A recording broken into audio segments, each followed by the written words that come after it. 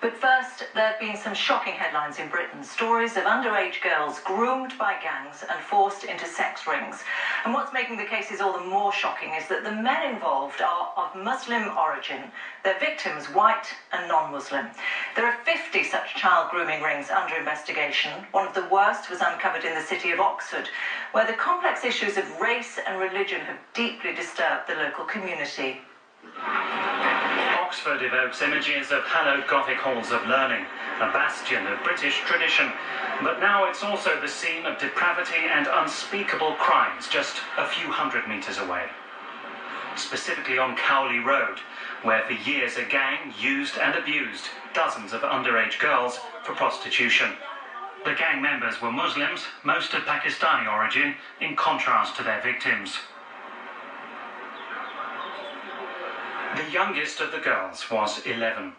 She had already suffered years of abuse, living in state homes with foster parents or on the streets. The gang found her among the snack bars of Cowley Road. They would ply the girls with small gifts, alcohol and then drugs, until they were dependent, physically and emotionally. Then came abuse and rape, first by gang members, then by other perpetrators who paid the gang. I was out almost every day away from home, sometimes more than one day at a time. Sometimes I'd have breaks where I went home to my mum and I just ended up in hospital because I'd had so many drugs. Many in the area knew about or at least suspected the child prostitution ring, but they and the girls kept silent.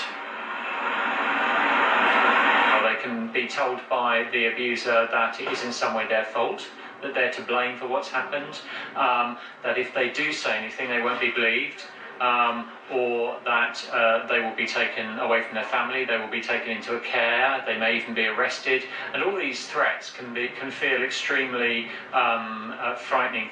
Most of the homes and businesses on Cowley Road belong to ethnic Pakistanis. Two of the gang members came from the powerful local Dogar clan. They regarded the girls as property, their property. These young Asian males have no respect for Asian women. And, you know, our daughters were just known as white trash. You know, as I was told when I was once looking for my daughter, and I asked a young Asian lad if he'd seen her, and he looked at me and said, oh, all the prostitutes. In late June, 5 of the gang members were sentenced to life in prison. Another 2 got 7 years each. Over 50 similar cases involving hundreds of girls are currently under investigation in England and Wales. Evidently, prison sentences are not enough. For years, issues involving Muslim perpetrators and non-Muslim victims were swept under the rug in Britain for fear of reinforcing prejudices against minorities. In Oxford, parallel worlds collide. Muslims and non-Muslims tend to coexist separately with little contact. Mashtaq is a taxi driver of Pakistani origin. He grew up on Cowley Road and knows what the situation's like. They would not mess about with the Muslim girls because the Muslim girls have lived in the same community area and they might be brothers and sisters. They found English girls were much easier because their English culture is completely different to the Islamic culture. The father of 2 of the gang members is a member of a local mosque. No official representative agreed to talk to us. Now many of Oxford's Muslims feel they're under a cloud of general suspicion. Allahu Akbar, Allahu Akbar. They say the worshippers at the big mosque are mostly conservative, but the Muslims here would rather bring the issues out into the open, and they can do that best within the community. It must start from examining ourselves. These Muslims who are almost all of them have grown up in this society in the UK. But the society as a whole is faced with the question of how such crimes can be prevented in the future. unfortunately you don't have that integration, the conditions that can be put in place for abuse and violence are increased, and that may be one of the factors, certainly in Oxford. The investigation is to continue until the case is completely resolved. In the meantime, Oxford has a lot to learn about itself and its less picturesque realities. And authorities are now increasingly under fire for downplaying the race and religion factor in crimes. The notorious Oxford sex grooming ring case being one of the most recent examples. RT's Polly Boyko explains. Across the country, many have been shocked at the uncovered sexual exploitation rings, first in Rochdale, then Rotherham, Derby, and most recently in Oxford. Gangs of men lure vulnerable young girls, some as young as 10, with presents in order to gain their trust. Then they force them to take drugs, rape them, and finally they sell them off into prostitution. The reported gangs are made up of Muslim men. Their victims, young white girls. So is the government choosing to ignore obvious markers when it comes to these horrific crimes? Race and religion. To talk about the issue, I'm joined by Sean Thomas. He's a writer and journalist. Sean, you've written about the case in Oxford.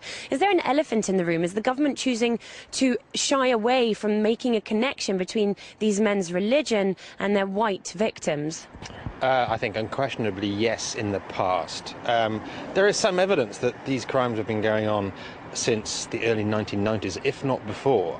And the reaction of the political and legal establishment to Nick Griffin, that far-right politician, raising the issue was to try and silence him, not to investigate the crimes. He obviously is regarded as being an ethnocentric, if not racist, politician, but they ignored everything he said and instead tried to silence his point of view. And so the crimes went on for another 5 or 6 years at least before they became finally revealed in the last 2 to 3 years. You've also mentioned in your writing that it was a Muslim prosecutor driving the sentencing in the Oxford case. Do you think anybody who was non-Muslim feared being branded a racist if they looked too closely at the case? The fact that it took a Muslim prosecutor in the northwest of England to finally cut through and say, yes, there is a problem here, shows that white prosecutors, white social workers, white legal officers and white politicians were very wary of addressing the issue because they are all terrified of being associated with the BNP, with the far right, of being seen as racist. It can ruin careers if you get that label.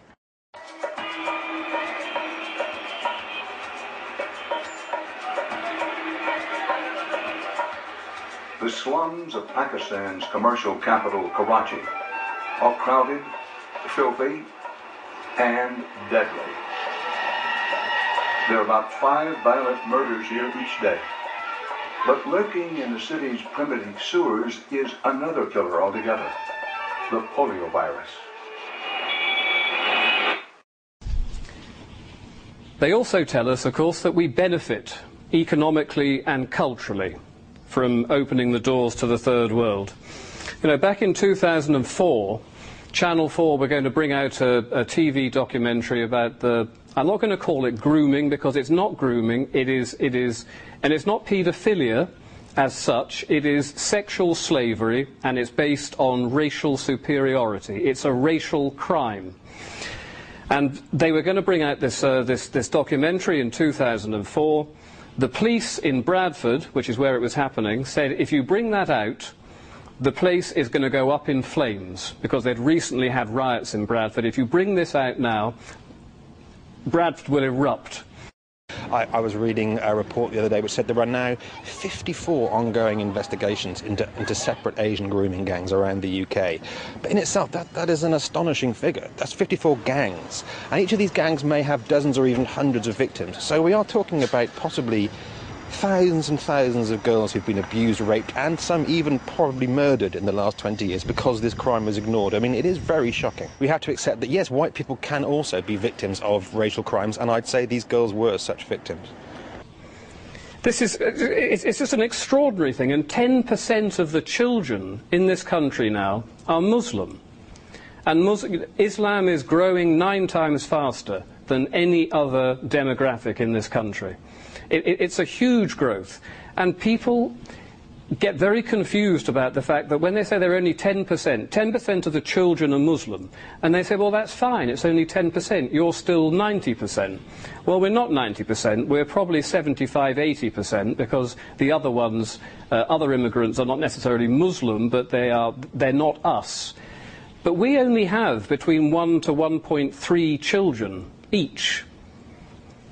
The Muslims are having 4 children each. The disease festers in the human waste that flows unchecked through these streets and right past Usman's front door. He knows that his own children are at risk from the poor sanitation.